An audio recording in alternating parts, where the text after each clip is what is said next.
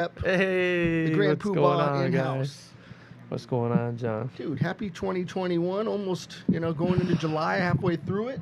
I don't even know what year it is anymore, man. We're getting back to business is what's important. That's true. That's You know? true. Finally, I never thought it would happen. I never thought it would end, so Yeah. I'm happy that we're Yeah. rolling right through this and a fighter's rep to be announced if it hasn't already been, right? Yes, yes. August 13th, Fighters Rep 10 in Seal Beach. We're doing it again. I should look this way. Right, the AIM Center. We're looking you, right at that you camera. mean the only camera in the room? Yeah, I should look there. Fighters Rep 10, August 13th. 4 excellent pro bouts on the card, John. I've got Chris, the urban legend Cully, taking on 5-time Glory veteran Justin Moss. It's not just for the first ever Fighters Rep kickboxing title, but I was able to get the IKF to see my vision and back me up on a dual title. They're making it for a Pacific Mountain title, kind of the first of its kind. So it's a hybrid title, kind of a champ-champ situation for the winner there. I think it's a huge fight. Cully is an MMA and Muay Thai champion. If he wins that night, he becomes one of very few people to win a championship in 3 different combat sports that include Muay Thai, MMA, and kickboxing. And Justin Moss, just a beast himself, 5-time Glory veteran, won his last couple fights in Glory. As we all know, it kind of went into receivership. They've had some issues. Looks like they've dropped a lot of their American fighters, perhaps. So we're more than happy to give them a venue to compete. And then, of course, we've got a ton of talent on the undercard and on the rest of the main card as well. That sounds amazing. For people that don't know, AIM Center is in Seal Beach, California, here in Orange County. George is bringing you a stand-up, a striking, a kicking, an elbowing, a punching event. This does not go to the ground. Doesn't. No elbows. No elbows. there's no but elbows. yeah, it's unified. It's unified rules kickboxing. Okay. Stand and bang. There's no clinch allowed. Okay. You can clinch with one hand like in boxing, as Okay. long as you're working. But knees are allowed, kicks are allowed. It's basically the best strikers in the world. That's what I argue. Because Muay Thai, as much as I respect it, I love it, could be a lot of clinch involved. Sure. And that's a whole different world when you're in the clinch. But this is a fight for guys that just want to stand and fight it out. I think it's a fantastic rule set. Great for longevity. Great for action. 3 3-minute rounds, guys go after it. And if I saw correctly, there was some mention of a couple young gentlemen that are related to Anderson Silva. Correct. So we have Gabe Silva coming back. He's our champ. Once again. He won at the last Fighters Rep event the Southern Regional California title, as well as the Fighters Rep title. I'm a guy who I want to get these kids the best opportunity that I can. We reached out to the Northern Regional California champ, Christian Acevedo, very tough kid out of the Omni Movement, Coach Stephen Chow. They wanted to fight. I said, let's make a unification. It sounds like common sense, John, but I don't think too many people are doing it. I told the IKF, let's unify the state title. Gabe is Southern Regional champ. Christian is Northern Regional champ. Let's bring them together. Let's see who the man is in California. We talked, and we took it one step further. It's no longer for the state IKF title. It's not for the whole West Coast title. So that's a big accomplishment for either kid that wins that fight. And of course, the other Silva is Khalil Silva making his debut, taking on a very tough Anthony Ray Naga coming out of Champions BJJ. It's a new gym, been around just about 6 years there in West Covina, but they've produced some scary athletes. So I look forward to both those fights and seeing what the future of Anderson Silva's genetics can do. They seem to be a chip off the old block. Nepotism, How old man. is Khalil Silva? Khalil, off the top of my head, I'm not sure. He's got to be early 20s. Yeah. I know They're Gabe. both I think, very young. Yeah. I think Gabe is But mid very, 20s very as well. talented. Yeah. Like that fight you did mention of that, I recently, and we're looking back some of the fights and some of my favorite Fighters Reps fights, I really enjoyed that fight, and especially seeing his skill set, like the way Gabriel Silva can move, and like just the way the composure he has within the ring is something truly incredible, and it's very much like his father. Yeah. But the thing that I like about him that he kind of brings his own flair to, while his father likes to do a lot of the trick games and a lot of this stuff, and kind of a lot of the old school kind of martial arts style. When I watch Gabriel Silva, it's almost like watching a fencer in there or a swordsman in the kickboxing ring. Because even the way he uses his jab, he'll just touch, stab. Yeah. Touch, stab. And it's something of just true beauty, in my opinion. Yeah. What I was impressed with him, it's a couple things. First of all, I haven't seen too many people like employ the shoulder roll in Yes. kickboxing, and that's one thing I noticed him doing in his last fight. And then second, his improvement between when he fought for us at Fighters Rep 8 and Fighters Rep 9. I mean, in Fighters Rep 8, he fought Denis Kovalev, a very tough Russian kid that comes to fight. And a lot of people thought that was a close fight. A lot of people thought maybe Kovalev won that fight. I think you were calling that. I was fight. calling that one, yeah. It was a very Just close Kovalev. fight. It was a very close fight, but the amount of improvement between that fight and his last fight for us was just incredible.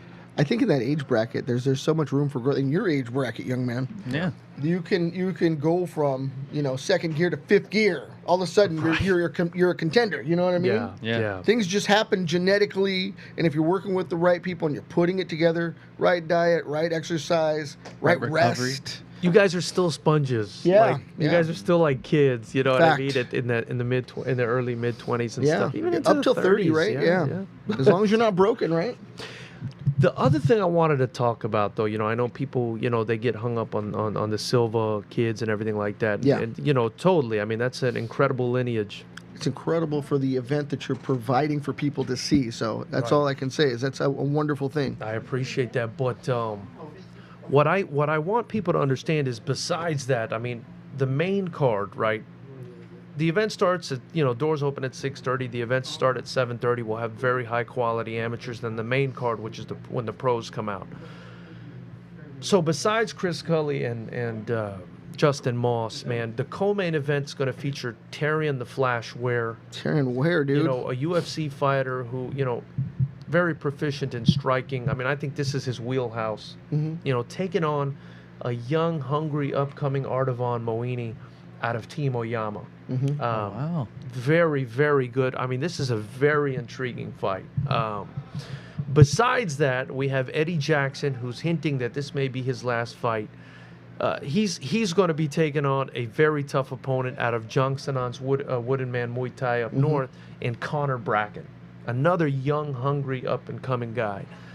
That, I mean, I think, that's going to be a banger as well. And then finally, Mikey 2 Raw Shaw taking on John the Caveman Garcia, who we saw at the last Fighters Rep event, get the win, just putting a brutal pace on Milton Arguello that night, who's a very tough guy himself. But Mikey 2 Raw Shaw is him and John Garcia have such a high-level amateur pedigree. These are two guys that it's almost like, my best analogy to it would be like when Lomachenko, went into the pros, and after a couple fights, he was already fighting for a title because he had such a lengthy kind of amateur career and such a strong pedigree.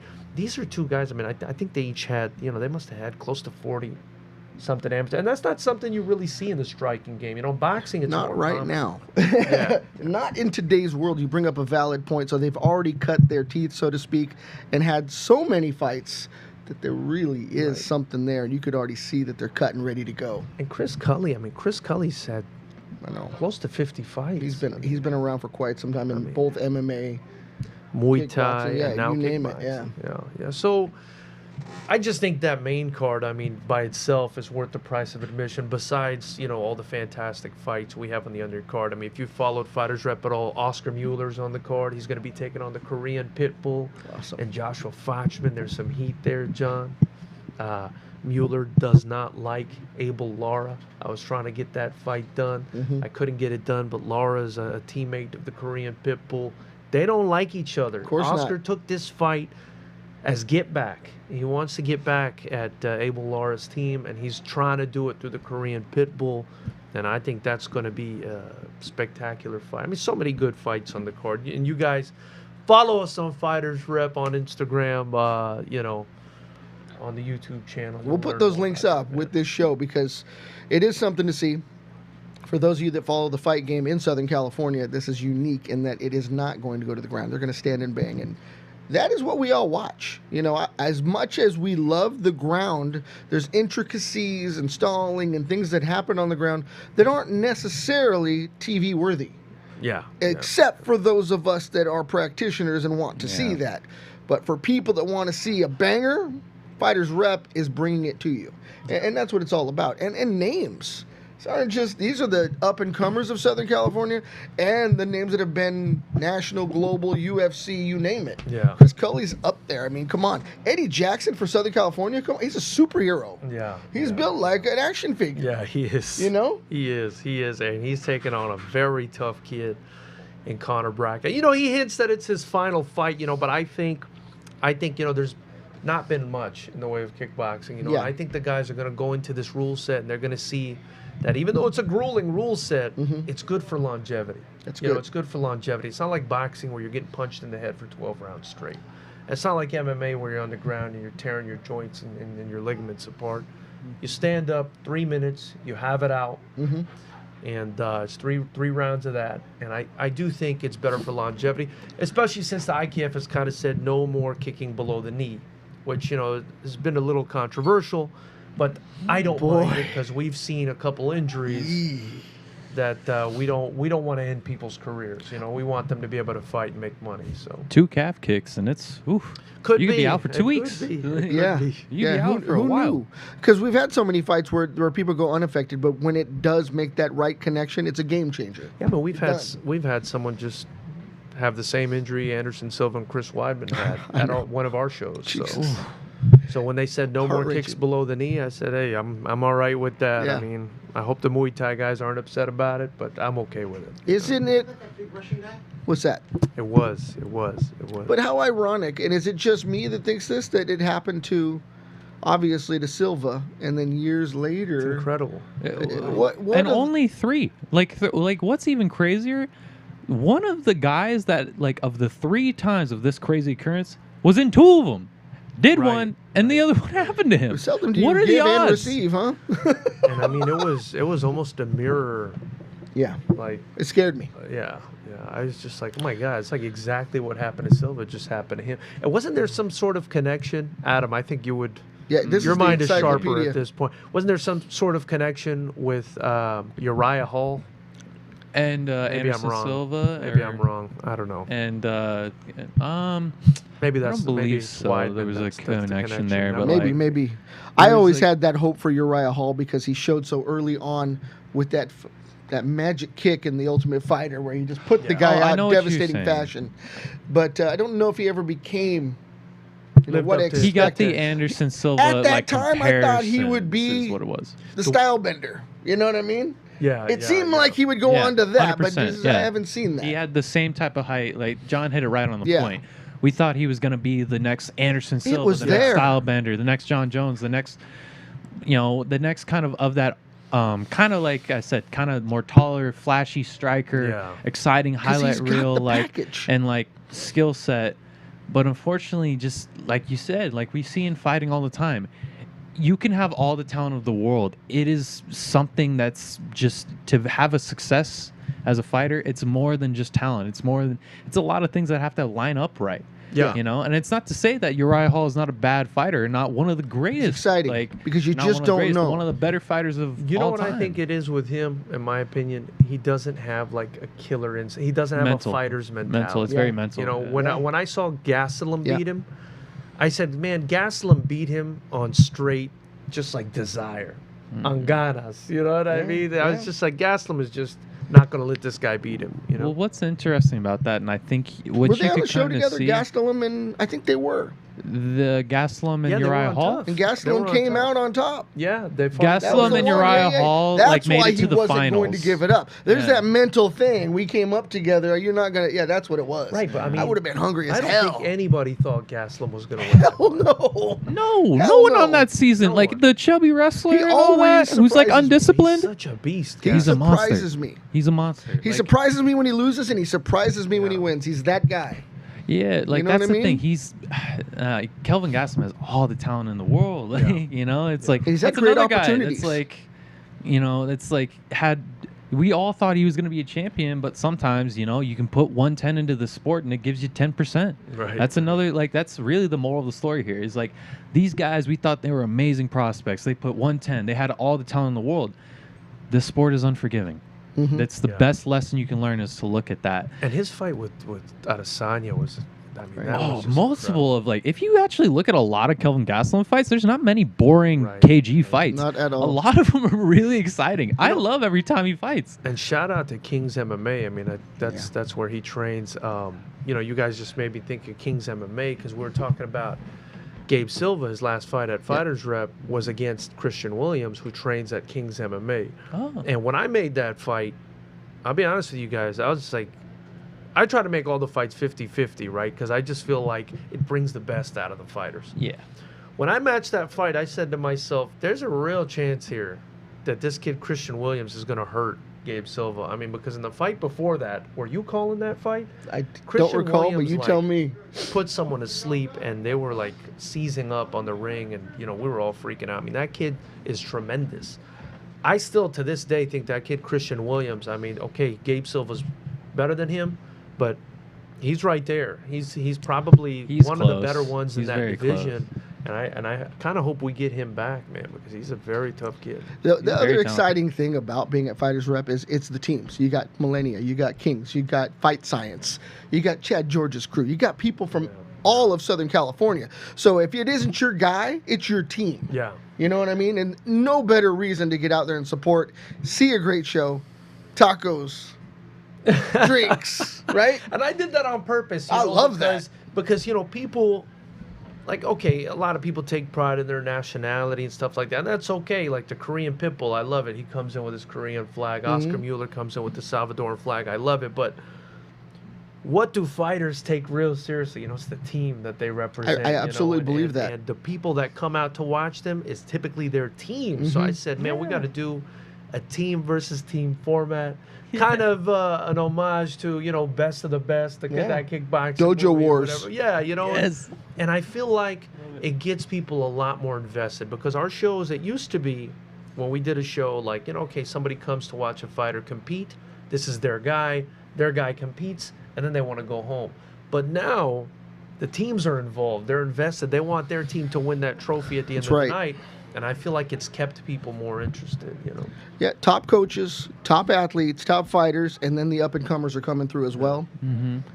You feel that family environment. That's your blood that you. I mean, if you're training with those dudes, you should be out supporting. it's like a tribe. It's like It tribe is. versus tribe. It you know, is. it's what it is. You know, you belong to a tribe down there in I South belong to a County. tribe. I'm about to go watch my teammate fight this Saturday at KO good. Promotions. Chase Whitmer. He's with Adam Lynn. Oh, Sub that's fighter. right, sub fighter. Yep, Sub fighter. yep. And they Shout bring out it. Those Sub guys Fighter. are always at the events too. Oh, yeah. And you know what? Such an honor to be a part of the community that George brings together because it's what we do. We haven't been able to do it not the way we used to, not during COVID. Yeah. There was some underground stuff we did, but now these people the tribes are coming together. It's like a gathering of all those people once again. So it's going to be a great one. Get your tickets early because I tell you, with the onset of events coming on right now, people are hungry, want to see stuff. Yes. So get the tickets early. Yeah, I would get them right away, to be Yep. honest with you. I mean, not just because it's going to be a great show, but they're going fast. They'll go. They're going fast. People are buying up all the good seats. It's just going to be a hell of a night. If you can't make it, if you're outside of the state or whatever it is, you can tune in to watch. We have a new, fantastic live streaming crew. You guys know a little something about that. Pre-admission media. They're going to be, you know, live streaming the event. It's only $4.99. Jeez. If you guys want to subscribe to the YouTube channel to get it, you just hit the join button on our YouTube channel. You'll get to watch the fights live for just $4.99. You can cancel anytime. And then, like we always do at Fighters Rep, a week or two on from the show, we'll start uploading the fights one by one for you guys to watch for free. That way we build a library of the fights. That way, you know, fighters can watch each other and study each other before they get in the ring with each other. They can show it off to their friends. We can build the brand. We can build the fighters. We can build the teams. I think doing that, putting it out there for free at the end is very important. Yeah. To build the sport, you know. Yeah. Because it's kickboxing. I mean, you know, as far as I know, I mean, I think we're the only pro kickboxing promotion in the state. which is criminal. And I'm basically, resuscitating a sport that, had kind of been forgotten about for a very long time. Bringing it to the people. But people came to these last few Fighters Rep shows. They've been very supportive. They've loved the rule set. They love to watch guys just stand and bang it out. The technical people love the technique involved. The casuals love the knockouts and the brutal fights. It's a fact. And it's been great, and I appreciate you guys being on board and helping me with the live stream, and I think that's going to take it to the next level. I think the venue too, if I may say so, the AIM Center it's the right venue because there's not a bad seat. No matter what you do, you're going to be able to see great fights. So appreciate that. Specifically to kind of pump up that YouTube channel, like I said, as a good fan of us. that, along with the amazing content you guys provide, with the great interviews, like when we were talking a little bit before the show with Hasarov Karatanov, Dade Turney, who are some of the other interviews you have on there? I can't quite remember. Listen, we've got a library of just about every single person that you can think of. Like really, I have Sydney Trillo. Oh, she's amazing on there. I have Khalid Benjamin, Dane Turney, Chris Cully. I've got Chris Lieben, a Chris Lieben interview on there. I mean, we have so many people on there that we've done interviews with. It's just crazy. The thing that I really love I'm going to interrupt. You need to get your butt out to the weigh-ins. I suggested and jack it up. I mean, just do it. Yeah, you are really good with men in their underwear. No, I'm messing with you. Oh, jeez, but. One of the things I also love that you really do is like your promotion is very, very good about like putting fights and putting content out and like specifically your highlights. Like a lot of times I'll just be bored, whether I'm on my break at work or whatever, or like somewhere I'll be on my phone. I'm like, oh, Fighters Rep just posted a Flashback Friday or a Flashback fight. Let me sit and watch this. And I'm like sitting there so engaged, me, like my MMA nerdness, just nerding out, like watching this like incredible rule set. Appreciate that, Adam. And just like super duper entertained. And like, one of the things that, like I said, why I appreciate the fact that although, to watch the live stream, you have to pay a little bit and that you do put the content out for free. Let me tell you, as an internet kid, if you don't put it out for free, someone else will. So that's a genius idea. At $5, I don't want to hear it. Yeah, exactly. Don't complain. Come on. Yeah, come on. It's 500 cents. And the thing is, I mean, we're putting more pros on the card now. Exactly. You have to pay them a purse. It's only fair. Yeah, and we They're even putting their bodies on the line. Right, and we give a percentage even to the amateurs. I mean, we try to give them a percentage. We don't try. We give them a percentage, of tickets and everything like that. And so, it's not cheap. It's definitely not cheap. Putting together an event in California is definitely not cheap. Anything with the commission's tough. But we're getting it done. It's getting bigger all the time. We're at approaching 8,000 subscribers on the YouTube channel or something like that, and building. It's almost like every couple months it's it's growing exponentially. I look forward to seeing where it goes too. And I think, like you said, it's important to put the content out for free, man. Just the only thing I ask, help us out that $5 on fight night. Yeah. Do it. And then, because we're all working hard. We're all working hard, and we're building a community here, man. It's like you said, we're interviewing guys, we're getting highlights, we're doing everything we can. Another thing that I need to bring up is that for people in the MMA game, you can't second guess the clinic that they put on. If you are a student of any type of striking, get out there and learn. Because you'll learn what not to do and what to do by watching these level of fights, because you're going from amateur to pro. Yes. You're going from veteran to, a new guy that's really trying to prove himself. And, you don't know which way the fight's going to go. Every striker's got a chance. Right. But the level of technique, and then you bring veterans on and you're seeing level of experience. You see fight knowledge, fight IQ that cannot be second guessed. You see it in person. You employ it when you get back to your school, your dojo, your academy, your game changes. So if you're a student of the game, get out and watch fights and be a supporter of the game as well. Yeah, I mean, you're absolutely right. We get a lot of MMA schools that jump on these fights. It's important. One thing I like about, what we've got going on is it really highlights, like you said, the high-level strikers. They need more recognition. Because what I'm noticing, and this is just my opinion, is that you go to MMA schools, guys might have super high level jiu-jitsu coaches and wrestling coaches, but the striking coaches, you know, sometimes it's just anybody. Sometimes Yeah. it's a guy who's never fought. There's some coaches that are fantastic that have never fought, but it should be the same level of skill. You where bring you're up a learning your valid point, striking yeah. from Yeah.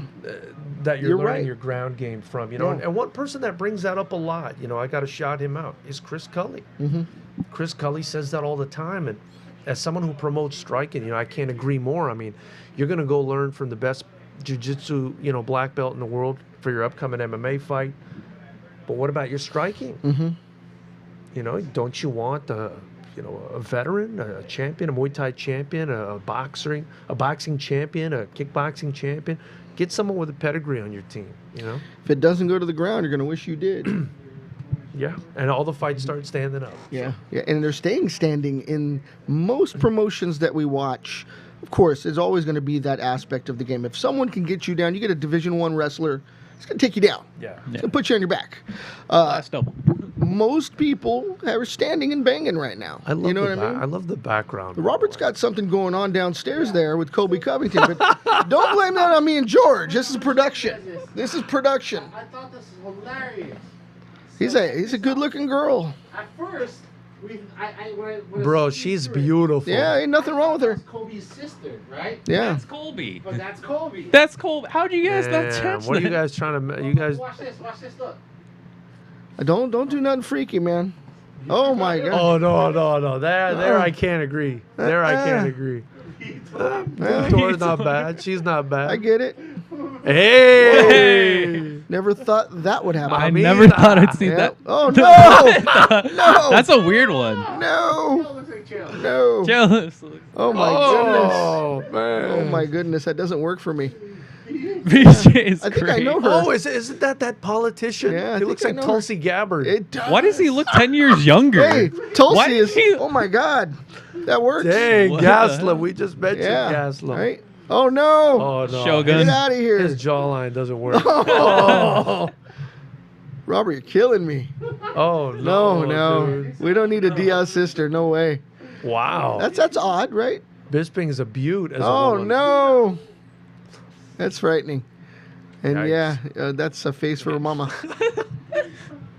Not bad. Yeah, that's a some. Don't do that I to think any Colby of us. I think Colby's got the win for me, Right, but right. probably because he's the first I don't know. one BJ looked kind of good. That's true. That's true. It's my type. BJ, woman Hey, do you BJ look looked like Tulsi? younger. Hey, Hey, that's- whatever you like. Whatever That's you like. BJ's governor. Anyways, Oh my God. we have Adam, the breakdown, bloody knuckles fight guy, going to talk about stuff coming up. But please talk about Fighters Rep. Keep it rolling. Talk about the fights in a way that only you can.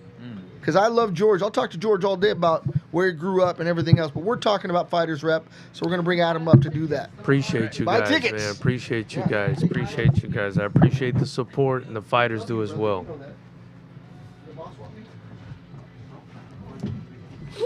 I'm gonna sit down. Hello, sir. How's it going? Good to meet All you. right. All right.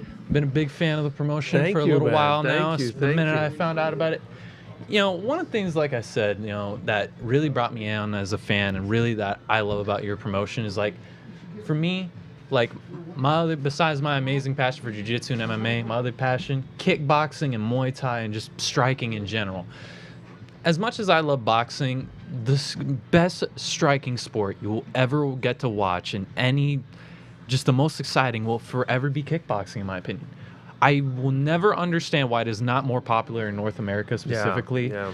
Even though I would say, oddly enough, it's actually more popular in terms of people signing up and training. It's growing a little bit. Yeah. But in terms of actual fandom and views on the sport, Yeah. it's still, you know, it's growing a little bit, but definitely from your promotion that I really love has helped brought a lot of attention, a lot more eyes, and specifically what you were saying about the kind of team aspect with the promotion about this.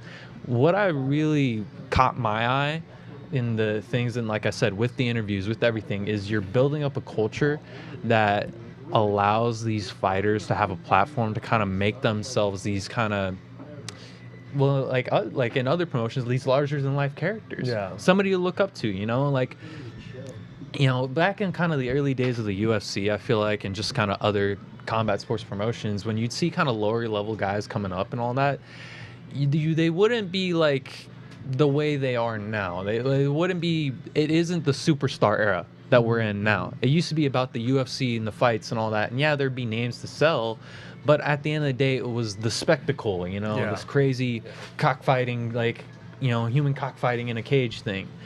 But now the thing that really kind of ascended promotions like the UFC, like One Championship, like Bellator, I think was kind of having those superstars and those kind of like larger than life characters to where these guys don't even seem like human. Yeah. They seem like movie characters. Like even some of the guys you mentioned of just some of the kickboxers, like some of these guys take their shirt off and they literally look like superheroes, like and action figures. It's something incredible. So one of the things I wanted to ask you, what kind of gave you that idea to kind of go with, we're not going to be your atypical, we're just going to put on fights, whatever, like do the kind of atypical kind of promotion route and kind of go for the more kind of like, let's build up this promotion, and then on top of it too, let's build up these fighters to be these larger than life characters that people can fall in love with, and then or even root against or even hate or even just feel something towards.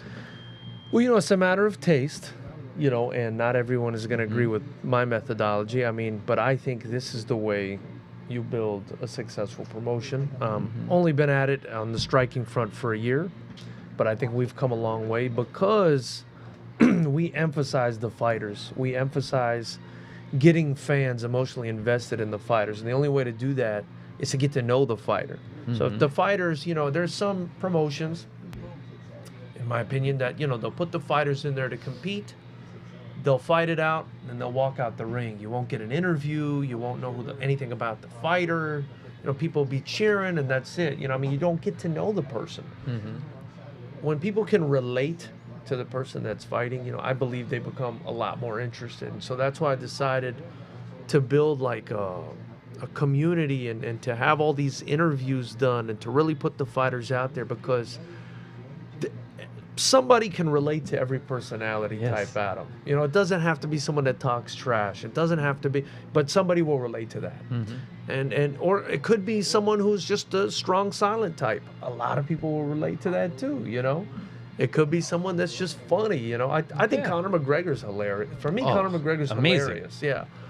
So many people, related to that guy and made him a star, Then you've got guys that are just controversial and they're stars because of that. So I think getting these guys personality and gals, personality on camera, allowing people to get to know who they are is going to create like long-term fans, as opposed to just putting them in there like, 2 bags of meat, having them beat the hell out of each other and then them walking out. I mean, I don't see the value in that. I'm a fight fan. I want to know I want to know who this guy is. You know what I mean? I want to know what he likes to do. I want to know why he got into this. You want to fall in love with the guy you're rooting for. And then they deserve to be praised, because it takes real courage. I mean, there's still not a lot of money in a lot of these sports, Adam. No. So it takes real courage for somebody to step up and dedicate their life to something, knowing that they may never make a lot of money doing it, just because they like it. I mean, that's, for me, that's something that's very admirable, because not everybody can do that. Well, it's even in the beauty. It's like the one thing we all love, and one thing I personally love, is watching anybody do something with passion. Yeah. That is one of the most inspiring things you can do, is watch somebody work at their craft and through their hard work, show and exemplify their passion for their craft. And one of the things that I love about, especially like we've seen for so many fighters, like with any craft, it is sacred. The amount of time that they put into it, the amount of effort, the amount of energy, I'm sure we both have seen fighters' lives, personal lives, fall apart trying to chase this dream. Right. Where they've had to cut people off, they've had to not talk to certain people, or even just move to places that they probably never even will want to even live, just to pursue these dreams. But one of the things I wanted to ask you that I thought was really interesting What do you think is the advantage, though, of having a promotion located within Los Angeles and just Southern California, where you have some of the best striking gyms around and in the country, Yeah, I mean- and where kickboxing is so popular, even to the point where, you know, like I'm looking for another day job and I'm probably going to apply to a 9-round fitness, Right, you know, right. and you can see just even cardio kickboxing gyms like up and down the street. Like I know so many of my friends' moms and stuff and Yeah. parents who just go and they kickbox to lose a little bit of weight. Yeah, I mean, you just answered it. You know, the advantage of being here in Southern California, of being in California, is just the amount of talent we have. I mean, we have the best. This is the mecca of combat sports, but there are hardly any promotions because it's hard to make it because it's so expensive to do shows here. But this is the mecca of combat sports. All the talent is here. You know, you've seen. I mean, I can't take credit for it, you know, but the teams that fight for Fighters Rep, I mean, Black House, you know, CMMA, Saxon, you know, you can go on for days. You got new amazing teams like Champions, Mission Muay Thai, who we're going to be working with now. I mean, there's so many incredible Hopefully teams. a sub fighter MMA guy, See, if I can grab it, maybe convince sub one of my fighter MMA. guys to throw on there. We've had CMMA on, CSW. I mean, you know, you name it. I mean, we've had just about the who's who of every gym jump on. Team Victory. I mean, I don't want to leave anyone out, but you know, it's just the amount of talent I that we believe have even here. Systems Training Center as well. Systems, yeah, systems. I mean, it's crazy. It's just on and on, man. So I mean, that's the advantage of being here is you have all this talent. But the challenge is, you know, putting it together, getting people interested, and that's happening. That's happening now. Now I have to ask, you know, just now this is our first time meeting. I'm a Sure, big sure. fan of the promotion and Thank all you. that. Thank What made you so interested in starting this type of promotion? Like, what made you like one day sit down and be like, if no one's gonna do this, I'm gonna do it. Yeah. You know, that's kind of part of it. You know, if nobody's gonna do it, I'm gonna do it. You know, I'm okay with the responsibility. I'm okay with the pressure. You know, I'm a dad. You know, there's a lot of pressure in that. You know, I'm a lawyer. There's a lot of pressure in that. Something I'm kind of used to is just dealing with a lot of pressure. And I saw all these guys putting in so much hard work and not going anywhere. And I said to myself, what can I do that I enjoy that will also help them? And for me, this is so enjoyable to be able to put fights together, create opportunities for people, you know, build the sport. You know, it's really it really is a passion project for me. You know, if this was about the money, I would have been gone a long time ago, Adam. But I just feel blessed to be able to do it. I just wanted to help these guys out and have a good time and create a business that could create opportunities, not just for myself, but for everybody else, and hopefully make money for everybody. I mean, I would love to make money for everybody. So, because one thing I noticed is a lot of these fighters, man, even some of the coaches, you know, they have to have like side jobs and stuff like that. I mean, it's such a shame to get your, you know, head beat in, you know, 7 days a week, and then you got to go, you know, and work at, I don't know, do Uber Eats or something on the side. I mean, it's a Tell real me about shame. it. Yeah, As yeah. a guy who does this and also trains and try to work a Right. maintenance labor job, Right. it was not easy. So, you know, that's, you know, it's just, it's just a lot of, you know, passion that I have for it, and I want it to work for everybody, and I appreciate the support that everybody's given me, you know, and I'm just lucky, man. I'm lucky to do it. You know, I really enjoy it. Well, I will say, It's and very you- hard, though. I will say it's very hard. Understandably. It's a lot of stress. It's a lot of stress. That's why I really like to work with people that, like, don't give me a hard time. You know, if somebody comes and they just act a fool, then I just, you know, I'd rather kind of stay away from that person. But luckily, most of the people that I've worked with have been really good. You know?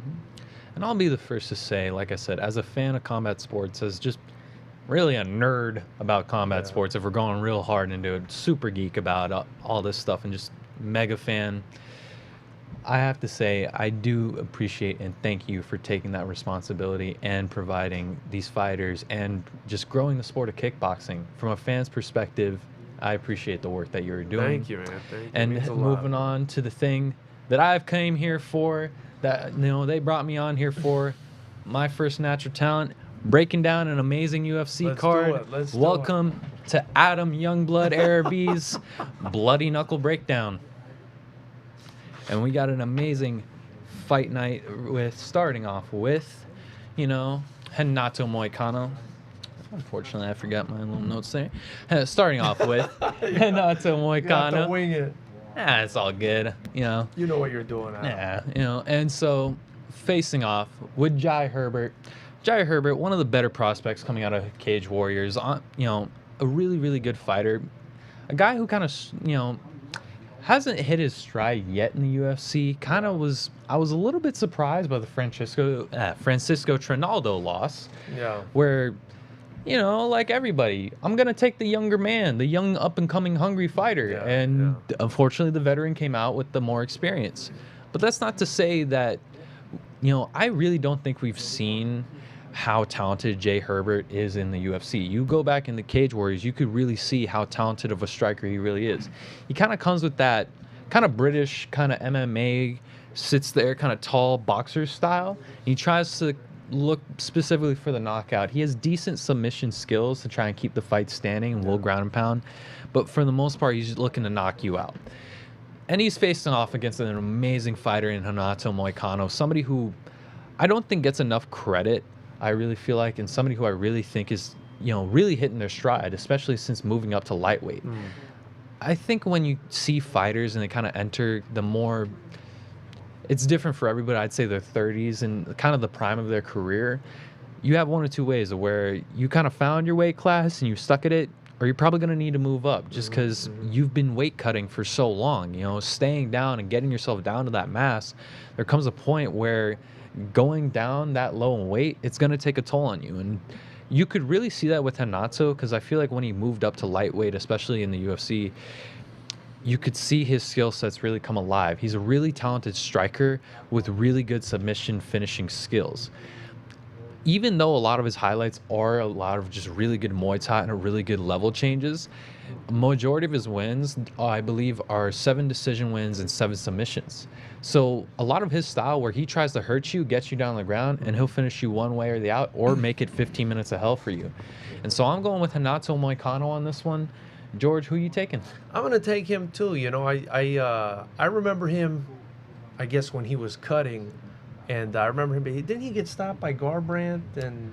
No, Or he is that would. not He didn't him? go to 135. He was in 145. He got stopped by Korean Zombie. He got okay, stopped by a few different guys, but he did overcome a few guys at 145 who were significant fighters like Calvin Kattar, and the Korean Zombie fight was very competitive, and I believe and he had a competitive fight with Yair Rodriguez. Okay. But okay. if you look at his losses, they're all high level guys and Yeah. guys that are currently in the top 5 I or thought he top was 15. in trouble. I thought he was in trouble when he was losing those fights, but it looks like he's kind of turned it around. You know what I I mean? really feel like it was just. I really feel like for one it was the weight cut, and for two, Yeah. you got to take a look at the level of competition he was Yeah. facing. It was either title challengers or guys who went on to win a title. It was tough guys. But I'll go with him. I like too, his stride. 'cause, yeah, I'll go with him too because he's been grinding it out in the UFC, man, and I'm sure for a longer time than Jai has, right? So I'll go with him just based on the resume. All right. And moving on, an exciting welterweight fight between two crafty vets. One fight that I really like, especially for the styles. Tim Dirty Bird Means facing off against Nicholas Dalby. I really like Tim Means and just his overall style. He's got a pretty good, well-rounded game now. He's been a UFC veteran for a pretty long time, and I believe he made his pro debut in 2004 compared to Nicholas Dalby's debut of, I believe, 2010. 45 fights. 45 fights. He's got a whole lot of experience, and he's faced a who's who of MMA. Yeah. But one of the things about Tim Means that is just kind of interesting about his career and where it's at right now is that he's always been a really great fighter outside of the top 15 and always able to beat other guys outside of the top 15. But the second he gets in there, he struggles with those kind of higher level guys for some reason. And you see these and we've seen that over the years in plenty of fighters where they'll be out of the top 15, or maybe they're not ranked, or maybe they go in the top 15, or maybe they get bumped out and they're great fighters, but they just can't get on that great roll, get that great break like we've seen. But I really also like this fight just by the fact that you have two really good strikers. I really like how accurate Nicholas Dalby is with his aggression and forward pressure style. Although he can look like he's trying to just rip your head off in times with the amount of just volume and level changes that he presents within his striking, one thing I really liked is if you look at where he lands, he's very accurate in those flurries. And that is something I really think is going to present Tim Means a lot of problems. And I believe he's even coming in at a plus 110 underdog. So this is not a bad fight to bet on the underdog for, because I'm really liking Nicholas Dalby, because I believe he's on a 4-fight win streak and just kind of like hitting a little bit of a good momentum stride. And plus, they're two fighters that are crafty vets that are similar in age.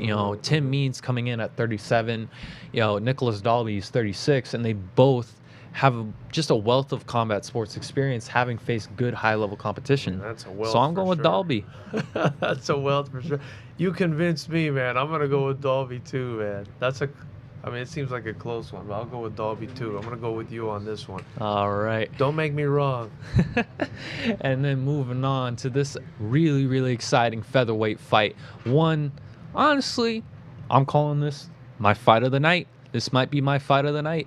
We have Andre Touchy Feely, let me get the nickname in there, versus Daniel the Pit Pineda, a very, very underrated fighter, a guy who really doesn't get enough credit for how good he is, a veteran of the game, a guy who's been around multiple different promotions, but all high-level promotions, and able to face some of their best competition. I believe in the PFL, when they first started doing some of their tournament styles, he was actually supposed to be one of the first guys to face Lance Palmer when he first joined, and face Lance in the $1 million tourney at the finals. He was right about to face him, I believe, a week before the fight. Unfortunately, he had failed the drug test.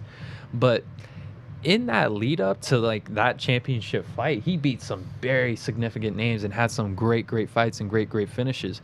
What I really like about Daniel Pineda is that he's really, just from all his experience and all the different levels of competition that he's faced, really come into his own and create a really great, well-rounded skill set that really exemplifies just how powerful he is. He's a good, strong puncher. He's got strong ground and pound. He'll take you down. He's got strong jiu-jitsu. He's really trying to put his strength on you and trying to break you. And on top of it, too, with his wealth of experience, he knows how to keep the fight, slow it down, and keep the fight technical and just really show off his skill set. But Andre Feely has just looked like a different beast lately. Even with the loss to Bryce Mitchell, that was a tough fight. He gave Bryce Mitchell a bit of problems, and Bryce Mitchell looked like a absolute monster on a tear up until that fight. And even before that, Andre Feely looked just completely different than we had seen him even before. And I even think that loss is going to motivate him even more so, because I think we're seeing some of the best years of Andre Feely's career. And I think he could potentially, if he really keeps going at the rate that he's at, maybe even be a title contender or challenge for one. And on top of it too, he's coming out of a really proven team in Team Alpha Male that really, I think, suits his body type and style. He's got really long arms. He's got good boxing. He's got good striking skills. He tries to get tricky with it and keep you on your toes and keep you on your feet. But on top of it too, with the size and strength that he's gained, and also being 30 years old, being at kind of his physical prime, putting on that more muscle mass and being just stronger than he was at the young 20-year-old that he entered at the UFC in. And you can even see, if you look at some of those photos, he looks physically like an even completely different fighter. Yeah. I really like this fight for him. I like this fight in general. I really think Andre Feely is going to use his range and just, his movement and just a lot of skills and tools that he's added to his skill set. And it's going to be an exciting fight where Daniel Pineda is going to come in, try and take his head off and move forward, take some damage to put in his game plan. And we're going to see how good Andre Feely really has gotten. So I'm going with Andre Touchy Feely on this one. I'm gonna agree with you, man. He's looked really good for me the past few times I've watched him fight. I don't know much about Pineda, but what I've seen from Feely lately just makes me think like he might even be like a special talent, you know, that's sort of starting to uncover itself, kind of like Like a Michael Bisping, I would Yeah, say. I'm Kind of like not one of s- those figures. Yeah, I'm not saying he's on the level, but I would say he kind of reminds me of, with the improvement of the Brazilian kid that just. Charles Oliveira. That's the one. That's a good comparison. I like Oliveira, that yeah. comparison. Yeah, he Especially reminds me of physically, Oliveira. they're very similar Yeah, in yeah. terms of. But also, too, it's like where you can see where you train out of definitely affects your style. Because, you know, although they have the very similar physical attributes and stuff like that, I really think Team Alpha Male has really brought the best out of Andre Fili and just his skill set and the tools that he has to work with. But moving on into a very exciting bantamweight fight versus Raoni Barcelos versus Tamir Valiev. You know, two really good strikers, another really high-paced fight. And this one was a really hard one to call for me, especially when I started looking into it. These are two guys that I really think, on top of it too, from their last fight to now, improved on where they were weak. Valiev, he needed to work on his wrestling and some of his takedown defense to really show off how good of a striker he is and just the overall well-rounded game that he's developed.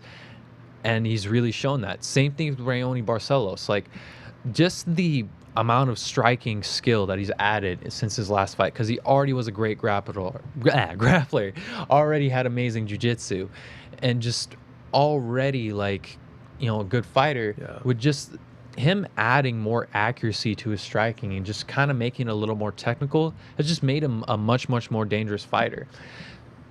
You know, this was one I was jumping back and forth and even still somewhat jumping back and forth on my head.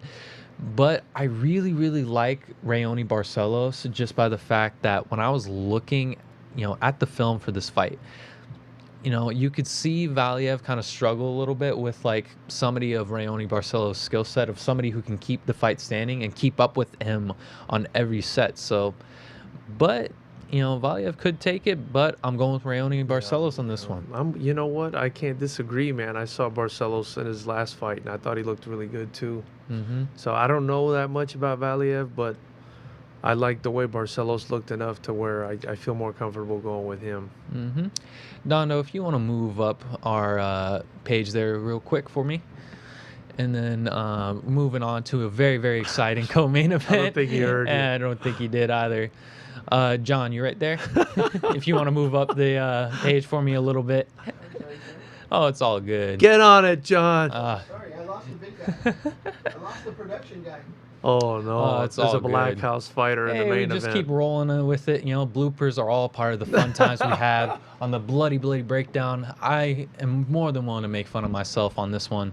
But we moving on to this exciting co-main event with Tanner, the Bulldozer Bozer, this one. versus Oven Saints Peru. I like A guy who really they should just call, you know, the Von Flue, the OSP already. Yeah. I don't know why they haven't called it. For a guy who's landed it more times than Von Flue himself, Right. I think he's earned the title. Yeah, I think he can call it the OSP. I like to call it the OSP when, you know, I train or I tell people I train or and I'm training and trying to explain it to people. I call it the Hasn't OSP. Chad George done people in with that as well? Didn't Chad George do people in with that one? I believe so. Yes, I believe he's had a few Bellator fights he finished with that. Yeah. Yeah, I want to say he's had. out Yeah, Chad. he's had more than a few actually. I think with the Von Flue, and Chad George, especially when he was fighting, and even competing, like incredible grappler with a Yeah. great skill set and just a very, very tricky game. But I really like this fight because, you know, it's another great matchup at heavyweight of young up and comer who's had some ups and some downs, but has shown some great talent versus a real crafty vet who's been in there with some very high level competitions, arguably the GOAT. I want to say we'll see, you know, with the heavyweight move up in John Jones, but I really like Tanner Bozer when he fights. He's a very exciting fighter. I like at heavyweight the fact that we have a karate guy in there. Didn't he you like know? backhand and nearly kill someone recently? That I don't know about.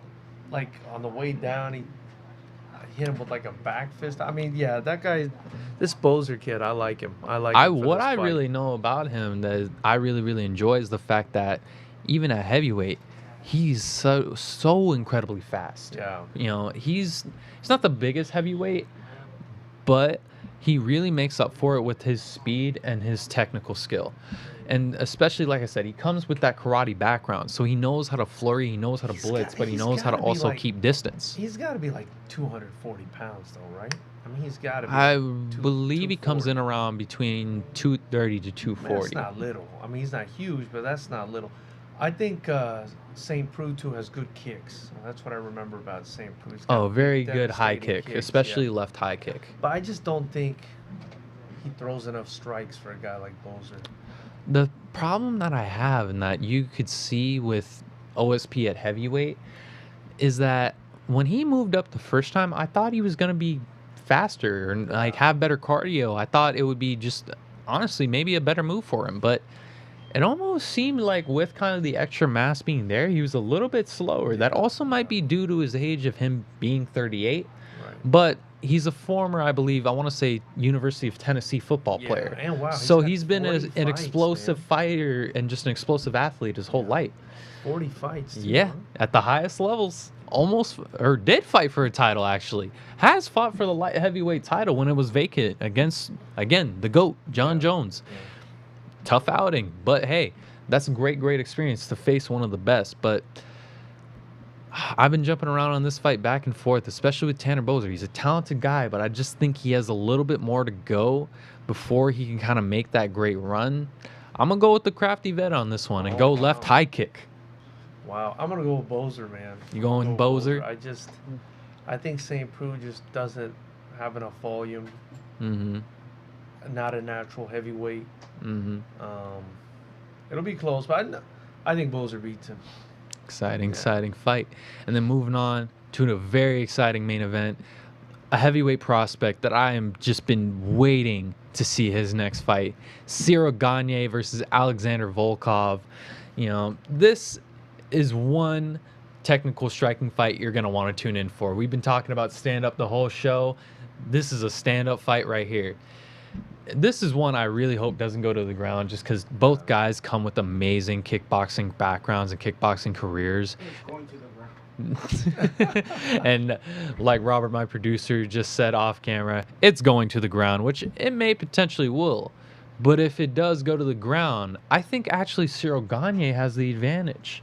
And I'm really liking him for this fight just by the fact that Cyril is just an otherworldly talent physically. The man I don't think has done strength and conditioning until 2 years ago. Yeah. And he looks like a literal, like, I don't even know, a Greek god or like a monster. Yeah. Like, I don't know. This guy was just built different. And so when he said, "Oh, I've never done strength and conditioning," I was just like, "You've never done strength and conditioning and look like that? Like, I have to sit here, lift weights till my arms want to fall off and I get maybe 2 pounds." Yeah. And this guy naturally looks like an amazing glory kickboxing heavyweight. But one of the things that I loved about him that you could see in his transition to MMA is that he's a very intelligent fighter and that he picks up the skill set very quickly. He wasn't coming out just trying to stand and bang. He's willing to take you to the ground, and I believe even has a few Kimura submissions. You know, and you could even see with a few of his fights and just trying to keep the fight standing, he's very aware of where his hips are at all times and very aware of where his body's at all times in the cage itself.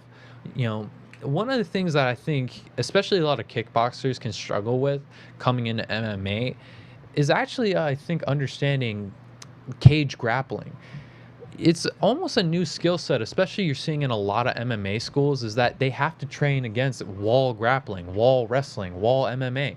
It's a big factor. And one of the things that I really like about Cyril Gane, that you could see how quickly he's picking up MMA and how just fast his learning curve is how quickly he was picking up a lot of how to use the cage and a lot of wall grappling. And one of the things that I really like about that is the fact that I think he's really going to try and show off that grappling skill set and maybe even surprise us against a guy like Volkov. Maybe we see him shoot a blast double, Yeah. take it to the ground, and he's got a guillotine. But Volkov is a very, very tough fighter. You know, wealth of experience, great cardio, especially for heavyweight. Keeps a very high volume, keeps a very good pace, and he'll kind of like, he's never really trying to like just one big power shot like a lot of other heavyweights, because he is taller and he does have that length and he kind of has that kickboxing Muay Thai background. He tries to kind of touch, piece you up and just over throughout a good 15 to 5 rounds, just break you and break your will and set you up for some great strikes. But I don't know, I really like the momentum of Cyril Gane and just the level that he's progressed at. And I'm taking Gane. What camp is he out of, Gagne? I want to say right now, because he was the former training partner of Francis Ngannou, he's done a lot of his MMA training down at Extreme Couture, I believe. But I'll end up, I can't pick against Volkov because I'll end up getting beat up by Coach Rage at Black House. So I'm just gonna, for my safety, I'm just gonna go with Volkov on this one. And if anybody Shout out to asks Black Rage House. of who I picked this week, it was Volkov. You know, everyone else I picked Gane. Rage, I picked Volkov. Don't worry. Bulletproof, Rage. Bulletproof, I picked Volkov. guys Anybody out who's there. at Black House, I Yeah. picked Volkov. But no, an exciting fight, a great show. And thank you for coming on and just, sure. like I said, Adam, putting on an impressed amazing by event. You, man. I'm like so Oh, impressed by thank you, man. you. This was like a very thorough breakdown, man. You definitely need to get out there. And Oh, start there's always interviewing- something to do. You Interviewing know? guys. I could always you do know? better. That was very good. Thank you. I appreciate that, George. What this is. Buy tickets. All right. Shout Yeah, out to baby. Fighters Rep 10, Chris Cully versus Moss. We have Ware versus Moini. We have Jackson versus Barakin. We have so many great names on this card. Guys, come out, buy tickets, buy the pay-per-view, follow Fighters Rep, follow these fighters. This is one of the best shows and best promotions you can follow. Seriously, I'm a nerd about all this stuff. I go to all these live events because I have no social life. This is what I do. This is what I enjoy. This is all I consume. I don't watch Netflix. I'm not on Hulu. It's combat sports, all that. 24/7 for me.